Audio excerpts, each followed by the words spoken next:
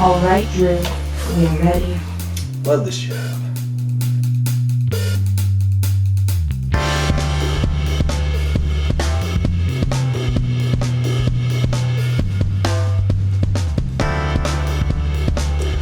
What's up, guys? It's Ace of Octagons. So, we're doing something different again. This week, we're gonna do a Toonami tier list.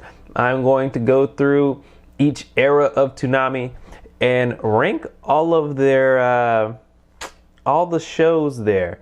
And I'm going to do it based off of what I liked as a kid and then just what I think is good now. This week, we are doing the Moltar era, otherwise known as 97 to 99.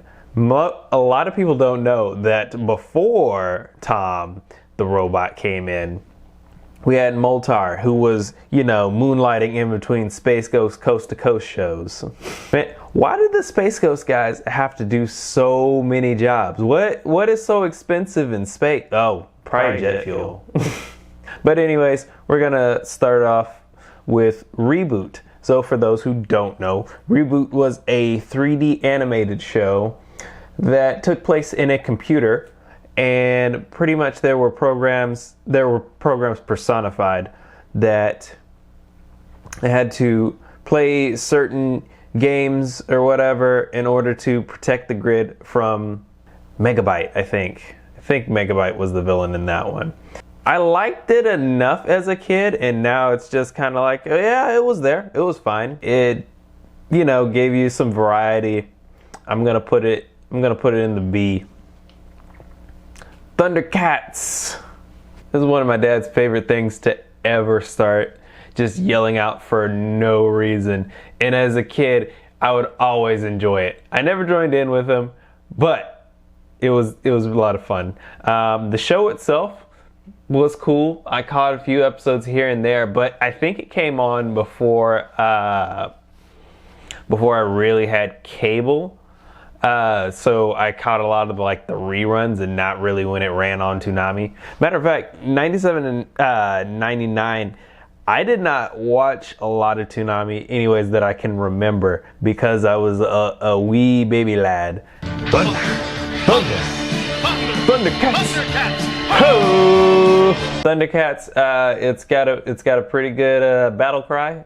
We can put this in an A. Just based off the intro. Alright, the Hanna-Barbera Roulette. I remember Space Ghost, I remember Birdman, Herculoids, Teen Force and the Impossible in that, and the 1940 Superman cartoons. Okay, so Space Ghost but it always felt like it was so short. Like, it was just like almost commercial for the show. Birdman, I don't think I've ever seen a full episode of Birdman myself. Herculoids also just felt like an ad for a bigger show. It was so weird. To have action cartoons that are only 15 minutes long or whatever, feels just weird. I don't know. I'm gonna put this in C for right now. I might change my mind. Alright, Voltron. Voltron was cool. I felt like I never watched enough of it though. I was just a very light fan. I knew what was going on, but that was about it. Voltron had the villain of the week type stuff. It wasn't groundbreaking or anything. The robot was really cool on there, even though it was shaped like a box. But I mean, that was just the style of the time, man. If I watched it now, I'm pretty sure I would be bored of it within 20 episodes or something like that. I think it's a 50 episoder. I don't know what in my mind switched, but I remember being like, this is a cool Power Rangers. Because as a kid, I hated I know why I hated Power Rangers now. I had a cousin who loved Power Rangers and he loved Lion King. He would watch both of these nonstop on repeat. All right, Voltron, I'm gonna give it's gonna go in A tier. I'm gonna put it above Thundercats, actually. There we go. The Real Adventures of Johnny Quest. This one was super weird. Okay, so they're like, Johnny Quest, it's from the 80s. How do we bring it up to the 90s? And someone said, 3D animation. It was weird, but okay. It was kind of scary a few times. Was it cool? It was kind of cool. I don't remember a whole lot of it. So I mean, I don't think that's like a huge slight on it, but also we're gonna put B is where we put our 3D anime that were all right. Robotech. I have never watched Robotech. I cannot recall it ever being on TV, so it's D tier. Beast Wars. Now this one, I don't think I ever watched a full episode of it. It was just kind of there. Like some people have some like fond memories of it. Beast Wars was just felt so weak in comparison to the rest of the stuff. As a kid, I got bored with it. This one's gonna be like a D tier. Does anybody remember Robotech? Sailor Moon. I didn't watch Sailor Moon. Yeah, I did. And you know what? It was alright. I watched it a couple times. I didn't really feel like the 90s was a different time. I never felt like, you know, less of a dude watching it as a kid. I mean, Sailor Moon was alright for what it was. I'm gonna put it, it's gonna go in a B. I thought, when I was thinking about it, I was probably going to put it in a C, but it was a B. It had a monster every week, but I mean, like, stuff changed at least. Jupiter. Sailor Jupiter was my favorite. The one in the green. It was a tall woman who was ready to beat up people for her friends, and that's just something I can get behind. Super Friends.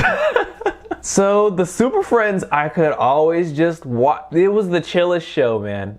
You know what sticks out in my mind about Super Friends? Black Lightning. Black Lightning and no pants. Even back then, I remember thinking, wait, why do Black Lightning and this Green Samurai, I don't remember his name. I always wondered, why do they have no pants? What is this? And I wish I was woke enough back then to be like, why do the minorities get no pants? And Robin, who is a sidekick or a second-class citizen, basically. Aquaman should be the one with no pants since he's a swimmer. Why does Black Lightning, Tornado Man, and Robin get no pants? It would be getting into S tier for legacy stuff. It would be super cool to give it that. The Adventures of the Super Friends. You know what? Flash was dumb too. Get away from me this time, Buster.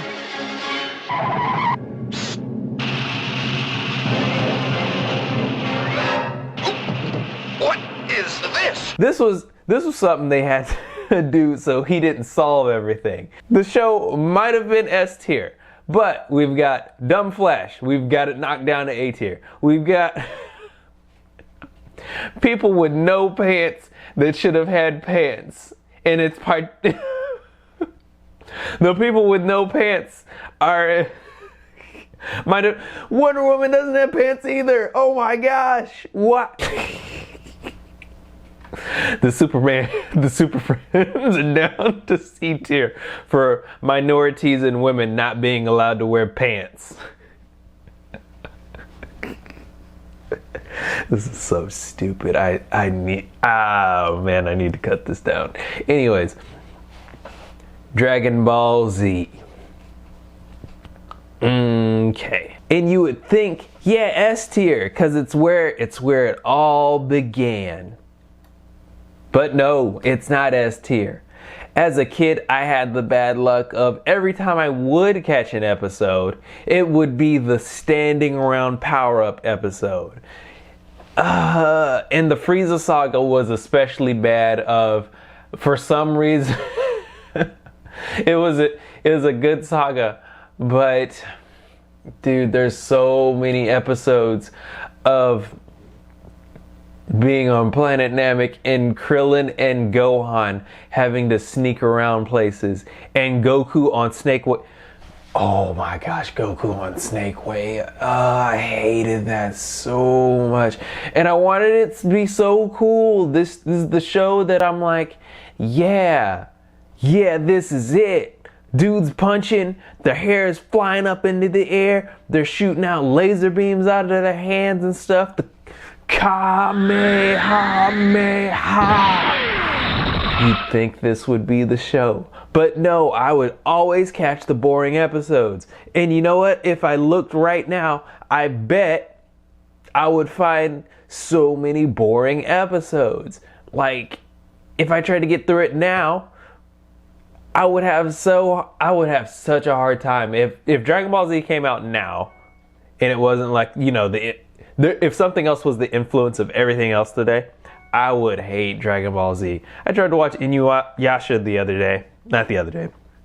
I burned through literally 80 episodes, and now I'm bored with the Inuyasha because they won't just finish stuff, you know?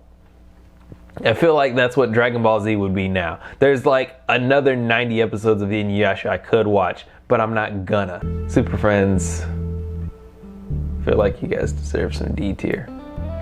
Anyways, that's the Toonami tier list for this week. We will be coming back next week to explore the Tom 1 era. So make sure you're subscribed so you can come back and see that next week. But alright, I will see you later.